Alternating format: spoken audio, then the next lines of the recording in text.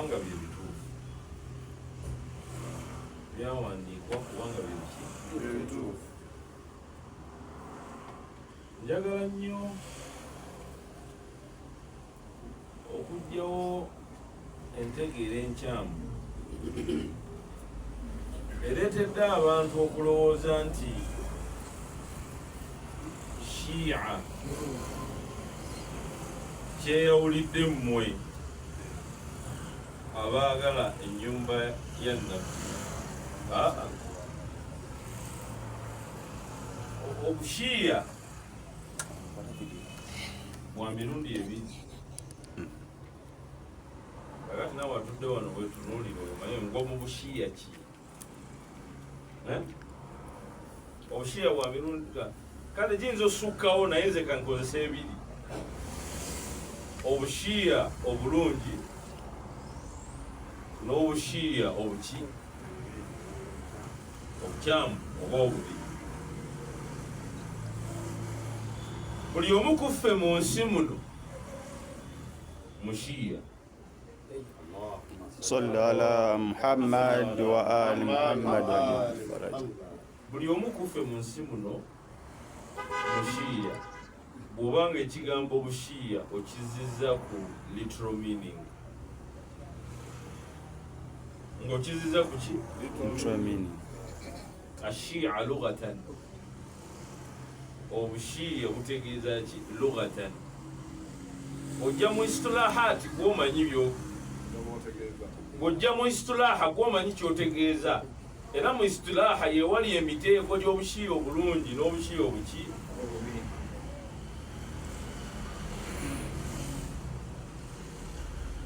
Buli atambula nange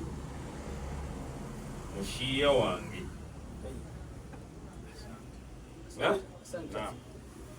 Buli atambula nange mushiya wange. Oba ntegerekesa? Ono agambye ti seyaawo, oyaba mushiyawo. Era kakati nze ono mayambala mushiya wange nange ndi mushiya we, kuba tutambula ki? Ekyo kigambo kya Luwarabu ekisobola okutegeeza nti sahaba wange, ekitegeeza nti mukwano gwange,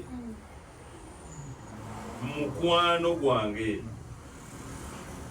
Kakati ensi bwe zeetabuka ne wabaawo akabinja ke baagala okuddugaza, era nga mayambala ekanzu gyayambadde bya bbulaaka, baagala kaleme kulabika ne bakakomerera amaki?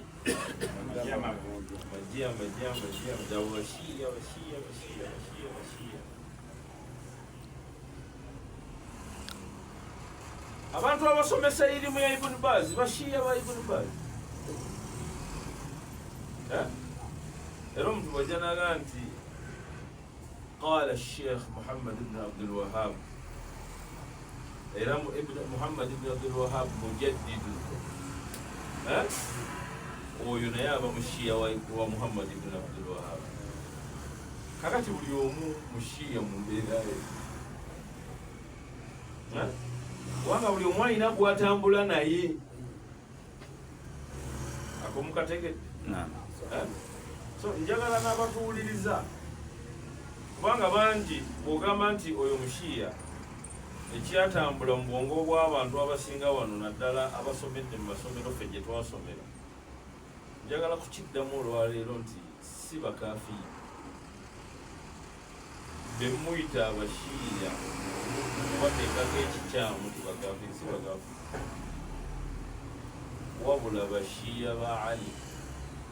bashiya banyumba ya Nabbi, baagazi banyumba ya Nabbi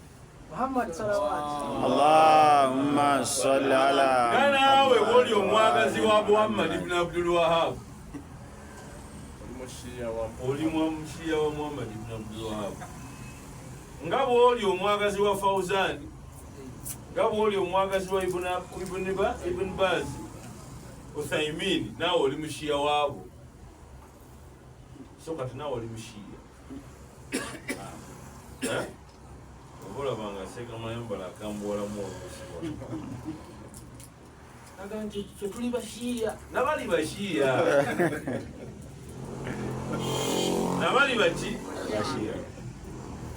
ku lulimi oluki olulimi oluwalabu okuli omu muki kakati abantu bagenda ne bakola taasubu mu bushiya bwabwe nga tamanyiiyo omuntu ali ku kituufu okujjako ye kakati mu Muharram ono eggulo nabadde Masaka ne Sheikh Abdulwahid naye mu hotuba gye nasomye nabagaa nti Muharram alimu ebintu bingi bino no byagezaako naye okulwanyisa eby'Abayahudi byawandiikibwa byakola ki bino n'akala byawandiikibwa bwino waali ate bwe bimala okuwandiikibwa bisomesebwa ate emyaka miki kati nga buli asomye ekyo avaayo n'ekyo era nga kyekyo kyamanyi because man is limited to his knowledge. Okumanya kwe kukoma wokoma ekizibu gwe kulowooza nti okumanya kwe kukoma teriyo kulala n'otuula wano mwene entebe neweekalamula naawe oyinza ofuuka nenkima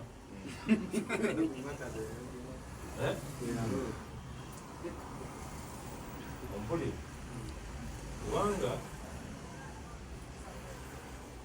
nabagamba ekiteezi nembaga nti nebaza nnyo Allah eyansisinkanya Sheikh Kayongo Sheikh Zubair Kayongo kubanga ye yampa ekikolo n'eddagala yaga nti bw'omala okusoma bino by'osoma wano mwana wange nsomako n'ebiki omulowooza nti nze nzija wano okuseka nsoma kubanga mukama wange yanga ntisomako na biki kyokka buli lwentuula n'ensoma neesanga nga byembadde ndina mu bwongo waliwo ebituli ebirimu nga bwentuula wano bisobola okugatta bulooka neetuula ku bulooka ginnaayo n'endala neetuuka ku ginnaayo nemmanya nti sayidi yeeno ne sayidi yeeno tutambula bwe tuti teri alina kuvuma munne teri alina kafuwaza munne okutegeeza nawulidde ayomba mugundi yagambye teri yakafuwaza munne tokkirizibwa kafuwaza muntu yenna illa an taraw minhum kufran bawaha lakum min Allahi fihi burhan ewoka kiba kiri Sheikh Mayambala dokita tokkirizibwa okugamba muntu nti mukaafiiri mpaka ng'omulabyemu obukaafiiri lakum min Allah illa an taraw obukaafiiri obwo obweyolefu nga buliko n'obujulizi okuva eri Katonda obumuyisa omuki obumuyisa omukaafiiri otherwise who are you saagala gaziwawaawo kubanga waliwo surati al-Bayyina mwabasoma naye musome ku surati al-Bayyina mulaba omuntu bamuyita ddi omukaafiiri oba ddayo osomera essula namba bagiyita surati al-Kaafiruuna naye tetugimanyi musoma nsome naye temugimanyi n'abalowooza nti bagimanyi nabo tebagimanyi era ye ayogera ebyo byeyogera n'alowooza nti akola ki naye mungoga nti surati al-Kaafiruuna kitegeeza nti ekyo olwedde kyamala dde obukaafiiri bwamala dde okukola ki okukakata ku oyo era ye Allah kimuyise nga kyekyo gyali seka obukaafiiri bukakata ddi ani ayinza okumbulira obukaafiiri bukakata ddi nnamu kusendeza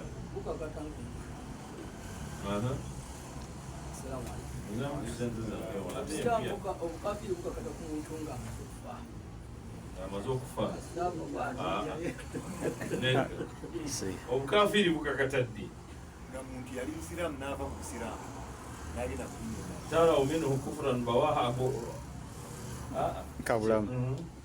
obukafiiri bukakata ku muntu ng'amaze okukola ebikolwa ebyeyolefu ebiraga obukafiiri bwe nga birinako n'obujulizi okuva mu Qur'an. naye kennyini ankuweeki omusajja emunyamiya ye yagula n'agamba Allah n'avuga nti nze Katonda gw'omuddu wange tetokimanye ebyo tebabyogera bibiwandiike nze nange mbisanga eyo mu bitabo omusajja yagamba Allah atonaba kuddamu tonaba kuddamu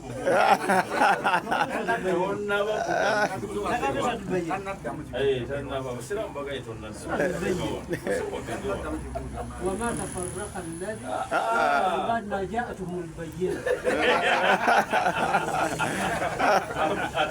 kubanga ge mazima omusajja yagamba Allah we namugaa nti gwe Allah nga Katonda we gwe muddu wange ekyo si kigambo kya bukafiiri nnyo naye ate teyakafuula omulala naavuma nabbi naye ngaate neera n'atakola ki atakafuula olw'embeera ezeetoolodde ebyo ebibiri tegerekesi ojja kuddayo mu bisomesa ejja binyonyola wano temunalyambu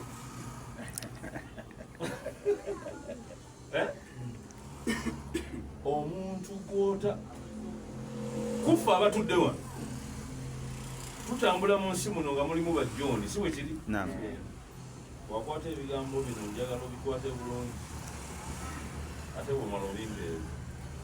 atonababbiwa muntu yenna nkakase nti togenda kumpayiriza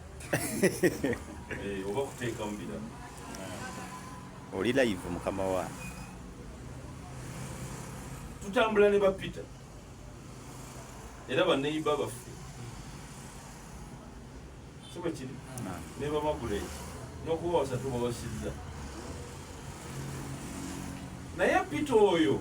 gwe emyaka gy'olina gy'omaze mu busiraamu nga n'obusiraamu bwo naawe okyabutankanatakana tobumanyi gwe wennyini obusiraamu bwo tokola kati Allah akugamba nti tosobola kuyita muntu mukafiiri mpaka ng'omaze okumuwa obujulizi obwekomeredde ku busiraamu bwo nga n'abeera nga talinaayo kakunkuna ote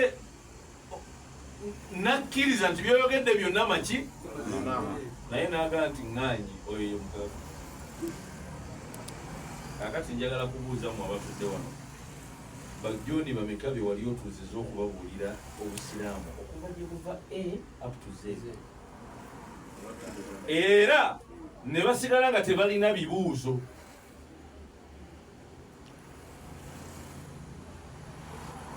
ne basigala nga tebalina ki buli lwabeera n'ekibuuzo kitegeeza tannafuna buki kunnyonnyoka. You must explain mpaka nga tasigaza reasonable doubt nga talina nga John gwe golowooza nti mukafiiri ng'omunnyonnyodde eddiini ya Allah n'atasigazaamu reasonable era n'akakasa nti byoyogedde mazima n'akola ki n'agaana olwo bayingira mu miteeko emeka waliwo omukafiiri oyo ategedde amazima n'agawakanya oyo gwe bayita omukafiiri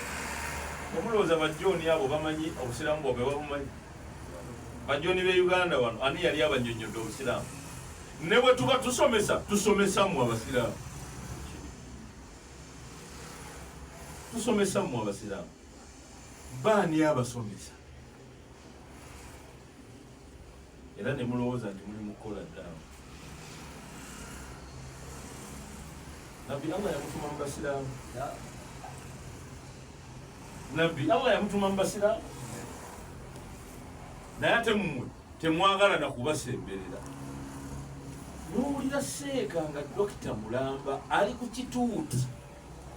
akakasa obukafiiri bw'abantu abo era ne bafa n'aga nti abantu abo bakafiiri ddala. Ani yagamba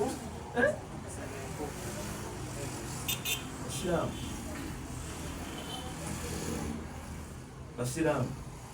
kufa batudde wano, basiraamu bannange mmwe abatudde wano, wakanyonyola abatali basiraamu babika obusiraamu okuva gye buva ku levo kale gwe gy'obutegeereraku n'omanya nti ono ye munnyonnyodde buli kyemmanyi nkakasiza nti kikoze eki era akitegedde babe wonika omukono gabe nti nina benna nnyonnyola obusiraamu. kufa batudde wano.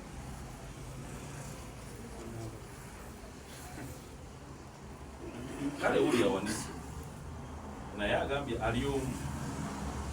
naye gwe obusiraamu bw'obumanyi wannyonnyola obusiraamu bw'obumanyi kubanga bw'osoma surati kale soma surati Yasin soma surati Mulk wa'tarafu bidhanbihim fasuhqan li ashabi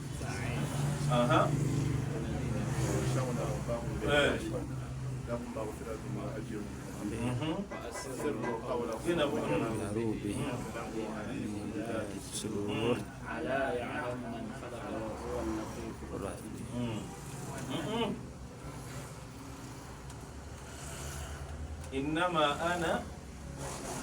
نذير مبين. إنما أنا نذير بينا أنت مبين تبغى مبين الله قام تبيت وكافي يدبشر حتى تأتيهم البينة وما تبجب بفاقه بقولا حتى تأتيهم البينة حتى تنقل بيان حتى توهم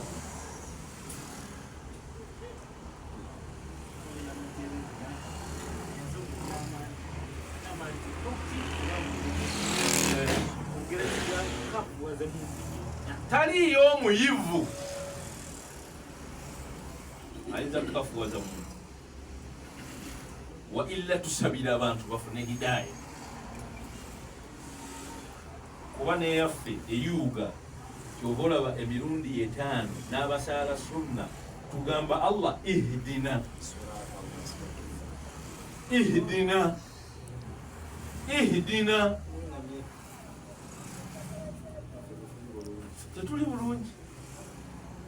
Tetuli bulungi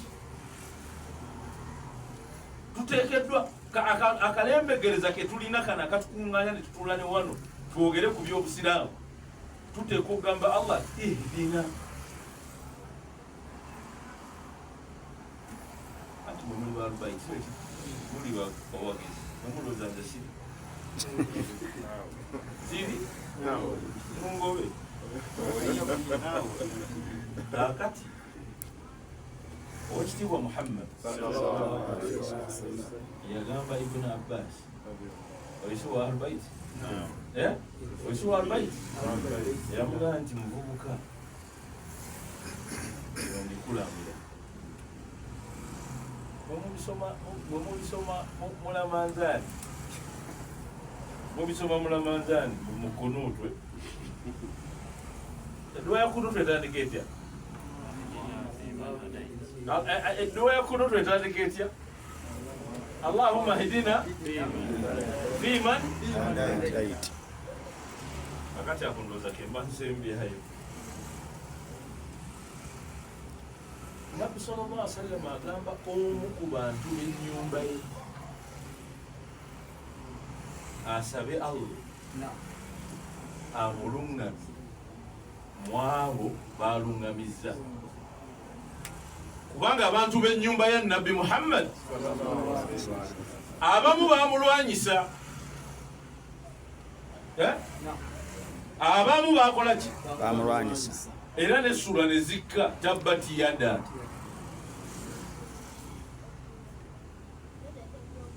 Nizaba okubategeeza nti abalowooza nti muli baalubaiti muyinza okubeera mu tabbati yada bwe muba temwegendereza kubanga bw'omala okiyingira nekikunyweramu ate totagala tokola ki totagala bw'otagala ojaga mukafiiri kubanga otegedde amazima ate n'ogakola ki otegedde amazima ate n'ogakola ki n'ogavaako bwabanga ddala Husaini yafa ku lwashura nga basebu nga ne tareekhe yamuwandiika because si byabashiya nti ate kigambo ekyo sagala nyo kikozesa kubanga nti si byabashiya mbanzigyemu abantu bangi abambi abatannalowooza nti kino kitegeeza kubeera kutambulira ku nsonga ya nabbi n'abantu be ate nga kyekiraamo kya nabbi محمد علي الصلوات اللهم صل على محمد وآل محمد kyekiraamo kyaki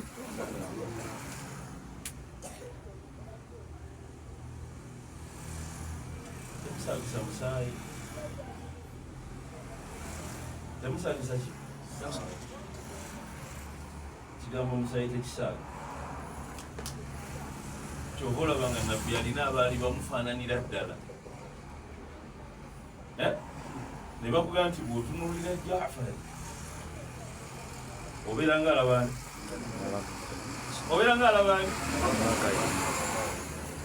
newana ewaffe baga omusajja yamalayo mayamba omwana mayambala agenda kuzaala abaana mu nsi muno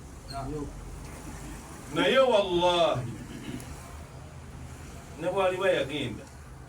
mwabo abalisigala mu musaayi gwe mulivaayo afaananira ddala ono nga bwe mulaba amufaanana nga bwe mukolayo kyebayita omuki kati abantu bannabbi webati baali bateekeddwa okubeera Allah bwe yatulekerawo ye nabbi n'atukakasa naga nti aa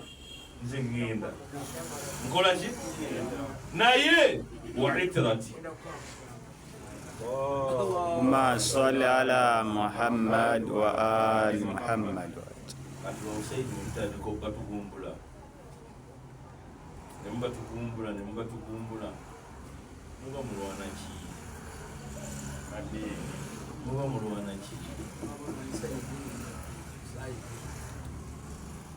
nali mpuliriza omu ku basheekhe abasomesa ttale yagamba Musaudi seeko oyo muki nali muwuliriza ku nsonga y'okufa kwa Husaini bamuyita Mishali naye ekisinga okwewuunyisa y'omu era ku baseeka bwe bayigga nyini